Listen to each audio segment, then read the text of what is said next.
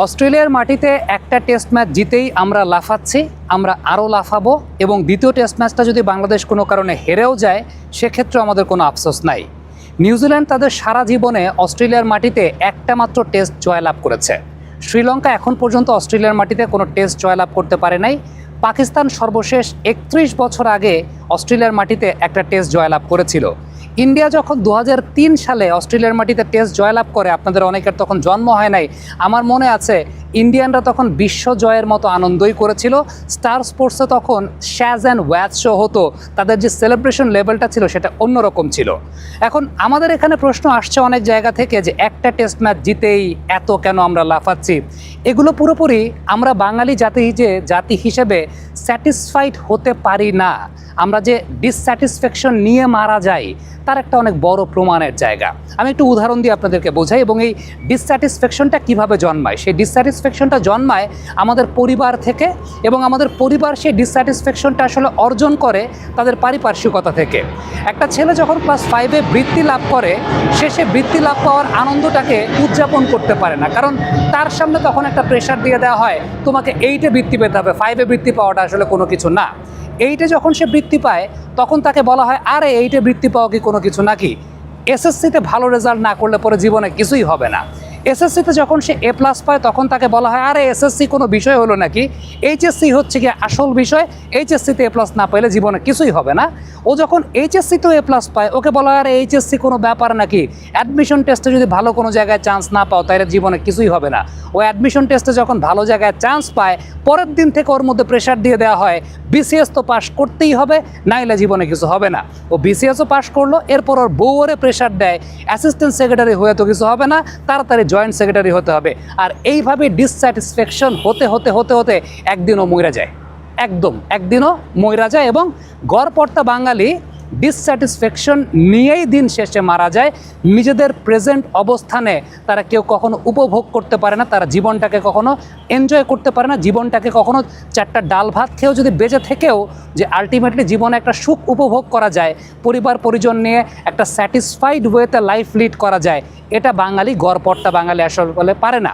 এবং পারে না দেখেই যখন তারা সমাজে কোনো একটা জায়গায় কাউকে ভালো করতে দেখে, তারা সামাজিক অবস্থানে যদি কাউকে একটু উঁচু অবস্থায় দেখে, তাদের সকল ফ্রাস্ট্রেশন তারা সেই জায়গায় গিয়ে ঝাড়ার চেষ্টা করে।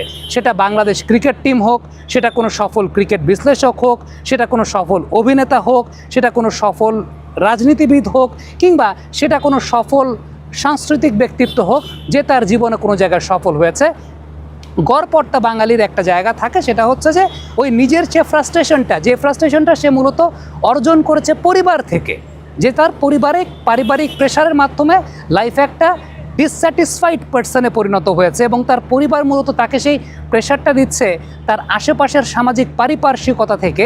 এই ডিসস্যাটিসফ্যাকশনের জায়গা থেকেই আমরা কখনো তুষ্ট হতে পারি না এবং তার পরবর্তী সময়ে ওই যে যারই যেটা অর্জন থাকুক না কেন সেই অর্জনটাকে তখন আমাদের কাছে কোনো অর্জন মনে হয় না, আমাদের কাছে মনে হয় যে আরে এইটা করেই লাফাইতেছে। আপনাকে একটা সিম্পল এক্সাম্পল দিই, ধরেন আপনি এবং আপনার খালাতো ভাই, বা আপনার খালাতো ভাই তো হবে না, এক্ষেত্রে এক্সাম্পলটা হবে আপনার মামাতো ভাই। আপনি আর আপনার মামাতো ভাই একই ক্লাসে পড়েন, একই স্কুলে পড়েন। এখন আপনি ক্লাসে ফার্স্ট হলেন, আপনার মামাতো ভাই ক্লাসে 32 নাম্বার রোল হইলো। আপনার মামি কি বলবে জানেন?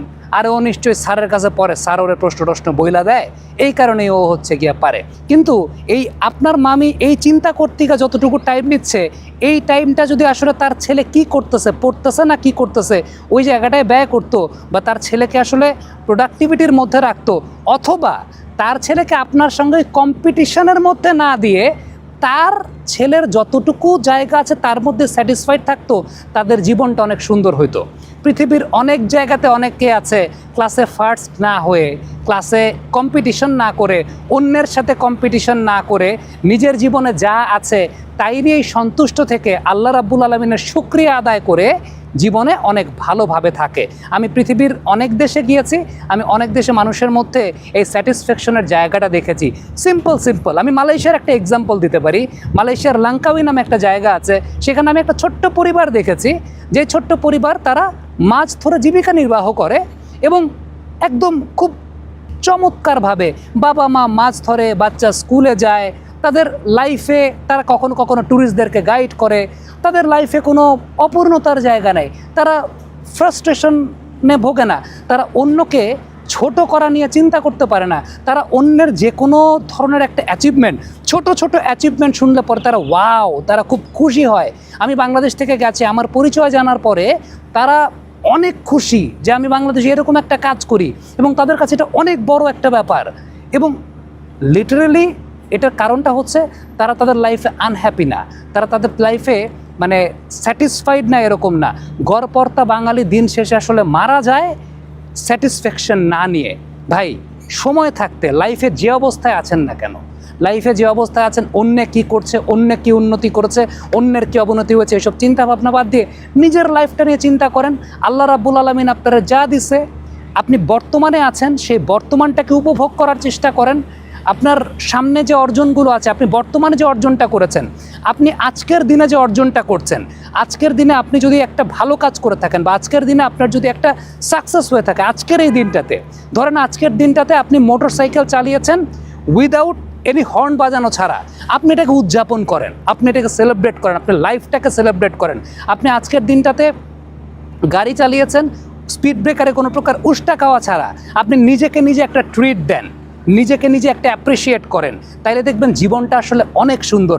তখন আপনার কাছে এরকম মনে হবে না যে একটা টেস্ট ম্যাচ জিতে কেন এত লাফাইতেছে। হ্যাঁ, একটা টেস্ট ম্যাচ জিতে আমরা লাফাইতেছি, একটা টেস্ট ম্যাচ জিতে আমরা লাফাবো, কারণ লাইফে আমরা অনেক সুখী, লাইফে আমরা অনেক ভালো আছি, লাইফে আমরা অনেক স্যাটিসফাইড। আল্লাহ রাব্বুল আলামিন আমাদেরকে যা দিয়েছেন সেটা দিয়ে আমরা অনেক খুশি, আমাদের লাইফে ফ্রাস্ট্রেশন নাই। Thank you so much.